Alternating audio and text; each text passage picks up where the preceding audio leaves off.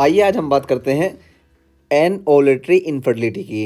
एनओलेटरी infertility से हमको नाम से पता चला कि यहाँ पे ओवुलेशन नहीं होगा, और जब ओवुलेशन नहीं होगा तो फिर फर्टिलाइजेशन कैसे होगा, जब फर्टिलाइजेशन नहीं होगा तो इनफर्टिलिटी देखने को मिलेगी।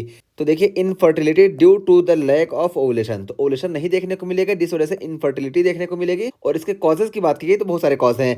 जैसे देखिए, पीसीओएस है, ठीक है, तो पॉलीसिस्टिक ओवेरियन सिंड्रोम है, और ये मोस्ट कॉमन कॉज ऑफ है एनओलेटरी इनफर्टिलिटी का, ठीक है। तो ये पॉलीसिस्टिक ओवेरियन सिंड्रोम, यहाँ पे हम देखिए अभी बात करते हैं इसके बारे में। ये देखिए यहाँ पे, अच्छा ये देखिए ये है, और उसके बाद फिर देखिए क्या है, प्राइमरी ओवेरियन इनसफिशिएंसी। तो प्राइमरी ओवेरियन इनसफिशिएंसी देखिए इसके बारे में भी हम बात करने वाले हैं डिटेल में। और हाइपोगोनेट्रोपिक हाइपोगोनेडिज्म, तो देखिए हाइपोगोनेट्रोपिक हाइपोगोनेडिज्म यानी पिट्यूटरी ग्लैंड से ना एफएसएच और एलएच रिलीज ही नहीं होगा, और जब ये रिलीज नहीं होगा इस वजह से गोनेड जो है ये प्रॉपर वर्क नहीं करेंगे, इस वजह से हमको इनफर्टिलिटी देखने को मिलेगी, और इसको हम बोलेंगे हाइपोगोनेट्रोपिक हाइपोगोनेडिज्म, ठीक है। और हाइपर प्रोलैक्टिनीमिया, तो हाइपर प्रोलैक्टिनीमिया की वजह से भी हमको इनफर्टिलिटी देखने को मिलती है, क्योंकि ये जो प्रोलैक्टिन होता है ना, ये प्रोलैक्टिन निगेटिव फीडबैक देता है, जिसकी वजह से एफएसएच और एलएच कम हो जाता है, ठीक है, ये सीक्रेट नहीं होता है। तो ये हाइपर प्रोलैक्टिनीमिया की वजह से भी हमको एनओवुलेटरी इनफर्टिलिटी देखने को मिलती है।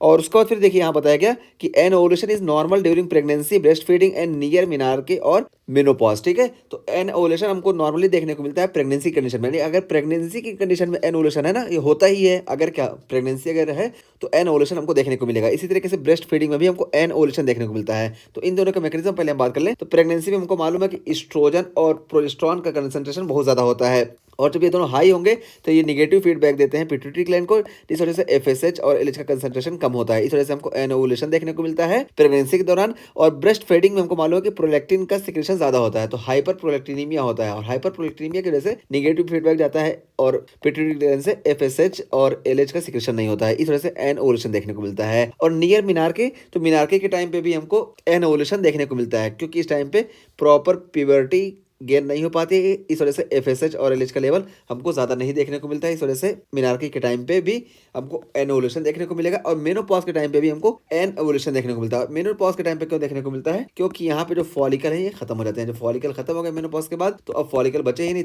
तो ओवुलेशन कैसे होगा, तो इस वजह से हमको एनओवुलेटरी इनफर्टिलिटी देखने को मिलती है। तो ये होगी एनओवुलेटरी इनफर्टिलिटी। तो ये देखिए यहाँ पे पीसीओएस ये मोस्ट कॉमन इसका कॉज है, और प्राइमरी ओवेरियन इनसफिशिएंसी इस ये भी इसका कॉज है, और हाइपोगोनेट्रोपिक हाइपोगोनेडिज्म ये कोई भी वजह हो सकती है, जैसे शिहान सिंड्रोम वगैरह है कि पिट्यूटरी ग्लैंड से हमारे एलएच और एफएसएच सीक्रेट ना हो। और हाइपर प्रोलैक्टिनीमिया ये हमको नॉर्मली ब्रेस्ट फीडिंग की कंडीशन में देखने को मिलता है। तो ये हो गई हमारे एनओलेटरी इनफर्टिलिटी। और उसके बाद फिर अब आइए हम बात करते हैं पॉलीसिस्टिक ओवेरियन सिंड्रोम।